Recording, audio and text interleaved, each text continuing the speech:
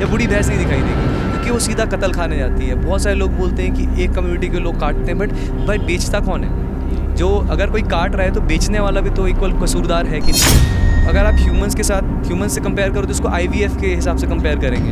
आप कोई human IVF कराता है तो कितना सुपर स्पेशलिटी डॉक्टर चाहिए होता है उनको, बट इनके लिए क्या? इनके लिए 1 हफ्ता का ट्रेन का करा हुआ बंदा जाता है, इनके अंदर की सारी चीज़ें रप्चर कर देता है, इंटरनल ब्लीडिंग होती है, और फिर भी वो हर बार उनको प्रेग्नेंट कराया जाता है क्योंकि उनको दूध चाहिए। बहुत सारी चीज़ें जो बिगिनिंग से चली आ रही है, इसका मतलब ये नहीं कि वो सही हो। जैसे सती प्रथा काफ़ी टाइम से चली आ रही थी, लेकिन उसको बैन कराया गया क्योंकि वो सही नहीं है। इसलिए पहले से जो भी चला आ रहा है, ज़रूरी नहीं कि हम बिना क्वेश्चन के उसको फॉलो करते जाएं। हमें थोड़ी देर बैठने में हालत कैसे ख़राब हो गई। ये सोचो जो भी गाय भैंस है कितनी हालत ख़राब होती होगी। आर्टिफिशियल इंसेमिनेशन होता है उनका, उनके बच्चे उनसे अलग दिए कर जाते हैं। सिर्फ ये सोचो मतलब की नज़र से आपको देखते हैं कि हाँ दूध मिलेगा। हम बोलते हैं कि गाय हमारी माता है, तो वो मतलब चल रहा है जब तक, तब तक हम।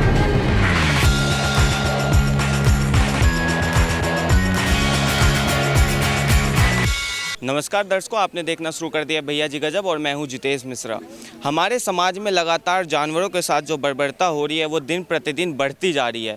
कहीं ना कहीं ये जो बर्बरता होती है ये मानवता के खिलाफ है, और मानवता के साथ साथ अगर मैं आपको बताऊं तो ये कहीं ना कहीं हमारे पर्यावरण और समाज जो वातावरण है उसको असंतुलन भी करता है।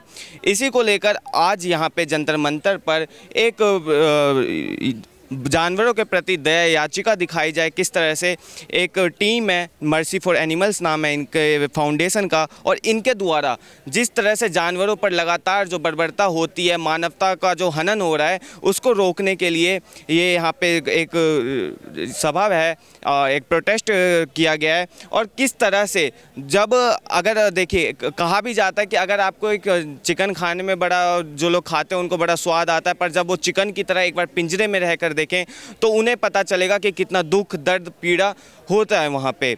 यहाँ पे देख सकते हैं कि किस तरह से जो बफेलो है, पिग है, इसके अलावा चिकन है, इनको एक बार वैसे ही बनाया गया है कि कितनी दिक्कत का सामना करना पड़ता है। और ये वही लोग हैं जो लगातार इन चीज़ों में आप लोगों के प्रति जागरूकता फैला रहे हैं कि कैसे करके इन चीज़ों को दूर किया जाए। जो ये हम कल्चर अपना रहे हैं कहीं ना कहीं नॉन वेज का, इन सब चीज़ों को छोड़ा जाए।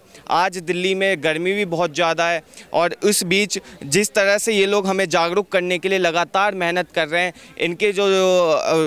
इनके जो जागरूकता का तरीका है काफ़ी लाजवाब है, और इनको कहीं ना कहीं सैल्यूट है हमारी तरफ से कि किस तरह से इतनी गर्मी में भी लगातार ये लोग हमें जागरूक कर रहे हैं। अपने इनका देखिए, इस चीज़ में इनका कोई मतलब नहीं बनता, पर फिर भी ये जानवरों के प्रति दया याचिका दिखा रहे हैं और इसके प्रति काम कर रहे हैं। जो फाउंडेशन के जो तमाम लोग हैं इनसे बात करने की कोशिश करेंगे और जानेंगे कि आगे इसका क्या मुद्दा है, कैसे कैसे इन चीज़ों पे रोक लगाएंगे, और कैसे जो ये जानवर हैं इनको आज़ादी मिलेगी, और कब तक ये चीज़ें होती हैं।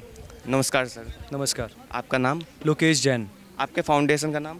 Mercy for animals. सर, ये जो आज यहाँ पे आप लोग का एक प्रोटेस्ट है, ये किस चीज़ को लेकर है? भैया हमारा ये बेसिकली डेमोन्स्ट्रेशन है, ये दिखा के कि ये सारे जो एनिमल्स हैं, ये मासूम एनिमल्स हैं, पिग्स हैं, बफेलोज़ हैं और चिकन्स हैं, इनको एक सामान की तरह ट्रीट किया जाता है। अगर आप देखो तो अब फॉर एग्जांपल मैं बफेलो की बात करता हूँ। आपको पता है इंडिया में हर जगह बफेलो को कटना लीगल है, हर स्टेट का अलग अलग लॉ है। तो एक सेकेंड, क्या? अच्छा, अरे ऊपर सबको खड़े करके रहो, सॉरी। हाँ, तो हर स्टेट का अलग अलग लॉ है, उसके हिसाब से डिपेंड करता है कि कहाँ पे गाय या भैंस कटना लीगल है। इंडिया में 8 स्टेट ऐसे हैं जहाँ पे गाय कटना लीगल है और भैंस कटना हर स्टेट में लीगल है। सिमिलरली पिग्स कटना और चिकन कटना हर जगह लीगल है। तो अब हम लोग का मुद्दा ये है कि इसको रोकना, क्योंकि उनमें भी हमारी तरह ही पेन होता है, उनकी भी फैमिलीज़ होती है, उनके भी बच्चे होते हैं। अब मैं अगर भैंस की बात करूँ या गाय और भैंस की, तो उनका दूध कब होता है? जो तब होता है जब वो प्रेग्नेंट होती है। और किसी भी जानवर का दूध, मेरी माँ का, आपकी माँ का, किसी भैंस का, कुत्ते का, वो तभी दूध होता है जब वो प्रेग्नेंट होती है और उसको बच्चे के लिए ही होता है। सिर्फ इंसान ही ऐसा जीव है जो किसी और के बच्चे का दूध पीता है और बोलता है कि हमें ज़रूरत है। आप देखोगे गाय भैंस के बच्चे भी बड़े होकर अपनी माँ का दूध नहीं पीते। क्योंकि ज़रूरत ही नहीं है, उसके बाद सॉलिड फूड खाना होता है। तो हम लोगों ने एक बचपन से बहुत टाइम से हम करते आ रहे हैं, बहुत हज़ारों सालों से। पहले नीड थी, अब ज़रूरत नहीं है इस चीज़ की कि हम लोग को दूध की ज़रूरत नहीं है, पहले जीने के लिए ज़रूरत होती थी, अब हम लोग को ज़रूरत नहीं है। हमें जो भी न्यूट्रिशन चाहिए एक ह्यूमन बॉडी को, सब कुछ प्लांट्स में अवेलेबल होता है। तो अगर सब कुछ अवेलेबल ऑलरेडी प्लांट्स में है, तो जो भी हम इनको कर रहे हैं इनके साथ, वो नेसेसरी नहीं है तो मतलब बिना मतलब का इनके साथ अत्याचार हो रहा है। तो हम लोगों को ये रियलाइज़ कराना चाह रहे हैं कि हम जो भी करते हैं, ये सब इनके साथ जो कर रहे हैं वो अत्याचार है। अब गाय जैसे भैंस है, उसके साथ बच्चा होता है, उसका मेल बछड़े का जो होता है उसका कोई काम नहीं होता, क्योंकि वो दूध भी नहीं दे सकता। और भैंस और आजकल तो ट्रैक्टर चल गए हैं, तो इसका क्या काम होगा? इनको इसीलिए कसाई खाने भेज दिया जाता है। इसीलिए आपको कभी रोड पे गाय भैंस नहीं दिखाई देगी, कभी आपको भैंस के बच्चे नहीं दिखाई देंगे, कट्टड़े जिसको बोलते हैं, या बूढ़ी भैंस नहीं दिखाई देगी, क्योंकि वो सीधा कत्ल खाने जाती है। बहुत सारे लोग बोलते हैं कि एक कम्युनिटी के लोग काटते हैं, बट भाई बेचता कौन है? जो अगर कोई काट रहा है तो बेचने वाला भी तो इक्वल कसूरदार है कि नहीं? तो अब हम यही बताना चाह रहे हैं कि एक भैंस की लाइफ, उस पहले हर साल प्रेग्नेंट होती है, उसका बच्चा छिनता है, उससे ज़रूरत से दूध निकलवाया जाता है, फिर उसको प्रेग्नेंट कराया जाता है, और प्रेगनेंसी भी नेचुरल नहीं होती। अगर आप इंडियन रिकॉर्ड्स के हिसाब से देखो तो आर्टिफिशियल इम्प्रेगनेशन बोलते हैं इसको, कृत्रिम गर्भाधान। तो इसमें हाथ घुसाया जाता है पूरा, और अंदर से एक रॉड डाली जाती है जिससे उनको प्रेग्नेंट कराया जाता है। और बहुत बार प्रेगनेंसी हो भी नहीं पाती, क्योंकि हमारे पास बहुत कमी है मेडिकल, बहुत प्रोफेशनल डॉक्टर्स की, वेटनरीज़ की। तो वो क्या करते हैं, 1-2 हफ्ते के जो भी कोई ट्रेन करा उनको जाके पकड़ा देते हैं। और अगर आप ह्यूमन से कंपेयर करो तो इसको IVF के हिसाब से कंपेयर करेंगे। आप कोई ह्यूमन IVF कराता है तो कितना सुपर स्पेशलिटी डॉक्टर चाहिए होता है उनको, बट इनके लिए क्या, इनके लिए 1 हफ्ता का ट्रेन का करा हुआ बंदा जाता है, इनके अंदर की सारी चीज़ें रप्चर कर देता है, इंटरनल ब्लीडिंग होती है, और फिर भी वो हर बार उनको प्रेग्नेंट कराया जाता है, क्योंकि उनको दूध चाहिए। कोई भी डेयरी फार्मर अगर वो दूध निकाला है, उसको अगर डेयरी फार्म है, वो बिज़नेस है, तो उसको चाहिए कि कंटिन्यूसली दूध आए। तो अगर वो दूध तभी आएगा जब गाय प्रेग्नेंट होगी, बच्चा होगा।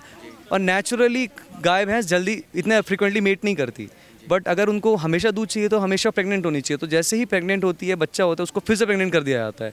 3-4 साइकिल के बाद उनको कसाई खाने भेज दिया जाता है। ये है भैंस का। पर कहीं ना कहीं देखिए, हमें सुनने में ये भी आता है कि बहुत से ऐसे लोग हैं जो मानते हैं कि दूध ये सब चीज़ें न्यूट्रिशन प्रोवाइड करती हैं। जो जिम करते हैं वो लोग शेक्स में लगातार यूज़ करते हैं, अपनी डाइट में उनका दूध वगैरह होती है। तो उन लोगों के लिए आप क्या मैसेज देना चाहेंगे? सबसे पहले तो मैं खुद भी जिम जाता हूँ, और मैं माउंट एवरेस्ट बेस कैंप भी क्लाइम कर चुका हूँ, और मैंने कोई भी दूध या एनिमल प्रोडक्ट्स यूज़ नहीं करा। मैं 4.5 साल से वीगन हूँ, मैंने कोई भी एनिमल प्रोडक्ट यूज़ नहीं करा है।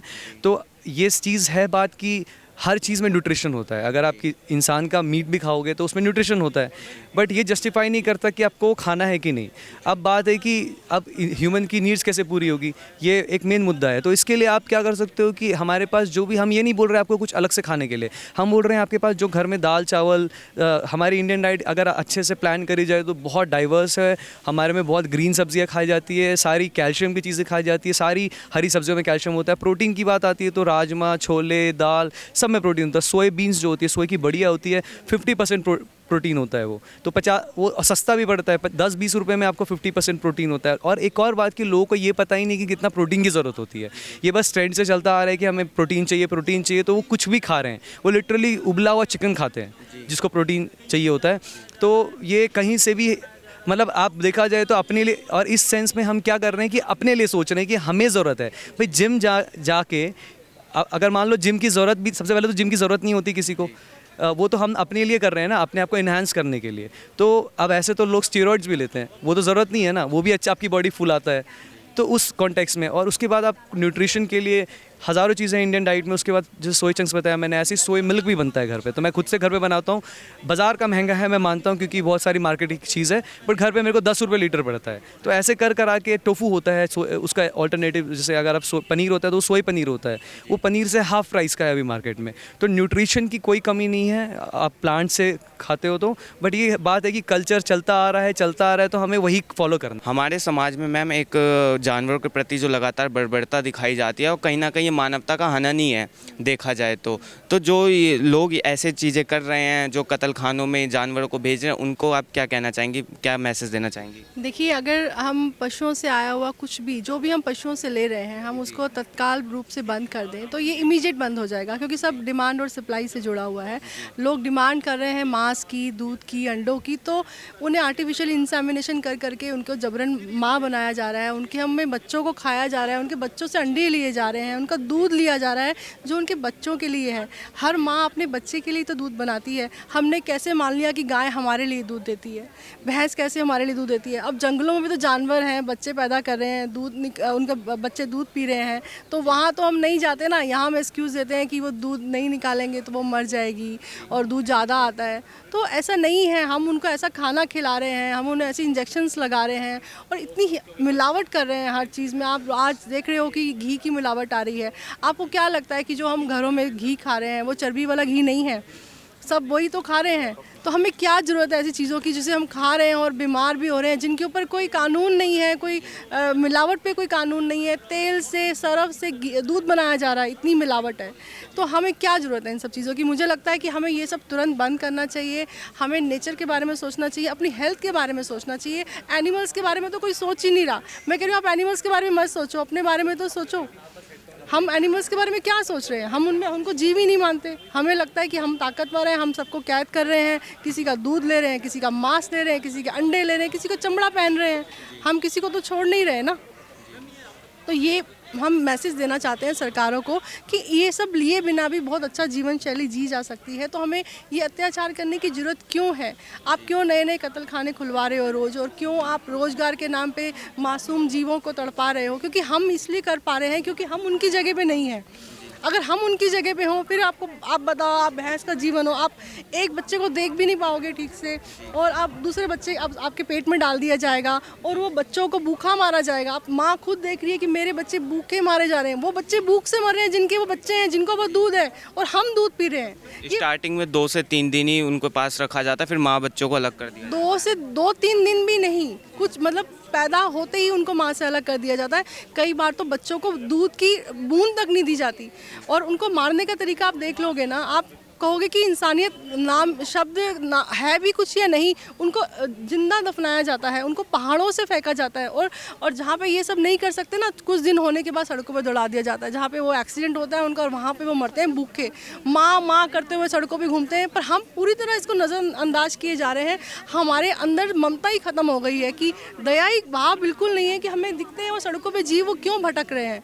तो ये सब चीज़ें बंद होनी चाहिए। पशुओं का शोषण, हत्याएं तुरंत बंद होनी चाहिए। जो मैम ये लगातार आज जैसे कि आपकी टीम ने लाइव एक एग्जांपल दे के दिखाया, रोल प्ले करके अलग अलग जानवरों का, तो कहीं ना कहीं इस तरह से हम ये समाज में मैसेज दे सकते हैं ना कि कितना मुश्किल होता है ये असल में जानवरों के लिए भी। हाँ बिल्कुल होता है। यहाँ ये लोग 1 घंटे तक बैठे रहे तो इनकी हालत ख़राब होगी, लेकिन जो असली में जानवर होते हैं उनका जो पिंजरा होता है इससे 1/4 से भी छोटा होता है, और उनको पूरी ज़िंदगी ऐसे रहना पड़ता है।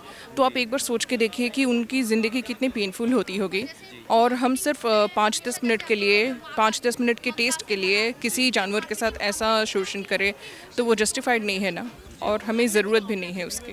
कई धार्मिक भावनाएं भी इन जानवरों से लेकर जुड़ी हुई हैं।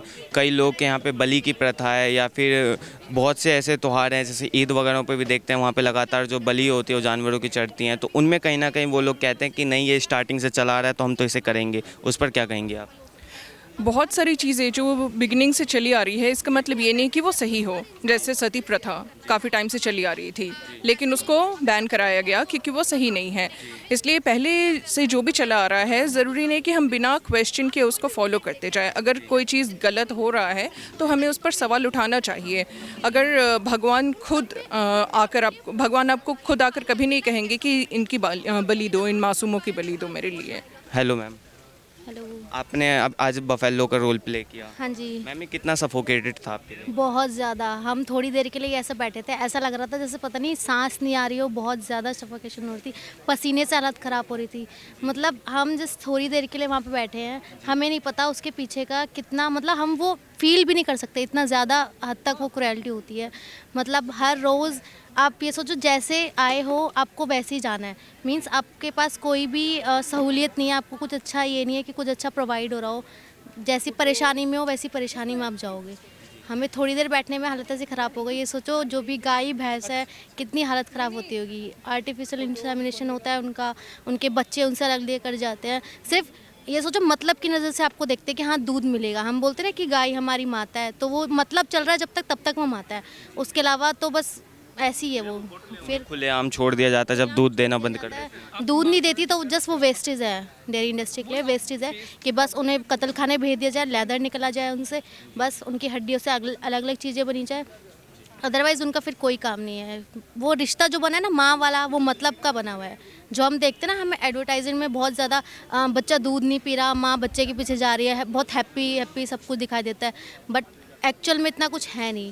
थोड़ा हमें आंखें खोलने की ज़रूरत है, अपनी उसके पीछे का देखने की ज़रूरत है कि क्या क्या उसके पीछे हो रहा है, ये बहुत ज़रूरत कहीं ना है। कहीं आज आप लोगों ने जो डार्क वर्ल्ड है डेयरी की वो भी दिखाने की कोशिश की। जी जी बिल्कुल। देख सकते हैं कि कितना ज़्यादा मुश्किल है इन लोगों के लिए, जब कुछ घंटों के लिए जब ये लोग पिंजरे में बंद हुए, उन्होंने रोल प्ले किया, तो कितना ज़्यादा ये इन लोगों के लिए मुश्किल था। वहीं अगर हम देखें तो हमारे संविधान में भी है राइट टू इक्वलिटी, तो ये इक्वलिटी उन जानवरों के लिए भी होनी चाहिए, क्योंकि वो भी इस धरती पे हैं, वो उनका भी कहीं ना कहीं राइट बनता है इन चीज़ों पर। और कई दिक्कतों का जो सामना होता है वो यहाँ पे होता है। अगर इस खबर पर आपकी कोई राय हो तो हमें कमेंट बॉक्स में ज़रूर लिखिए। ऐसी तमाम खबरों के लिए देखते रहिए भैया जी गजब। मैं जितेश मिश्रा, कैमरा पर्सन प्रदीप झा के साथ, धन्यवाद।